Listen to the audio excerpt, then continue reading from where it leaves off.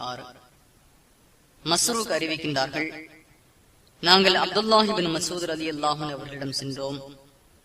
அப்போது அவர்கள், மனிதர்களே, ஒரு விஷயத்தை தெரிந்தவர் அது பற்றி அவர் கூறட்டும், தெரியவில்லையானால் அல்லாஹுவே மிக அறிந்தவன் என்று அவர் கூறட்டும்.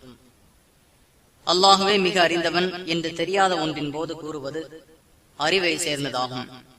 ஏனெனில் அல்லாஹ் தன் நபியை, உங்களிடம் கூலி எதையும் இதற்காக கேட்கவில்லை, மேலும் நான் சிரமத்தினை ஏற்படுத்துபவனாகவும் இல்லை என்று நபியை நீர் கூறுவீராக என்று கூற சொல்கிறான். புகாரி 4809.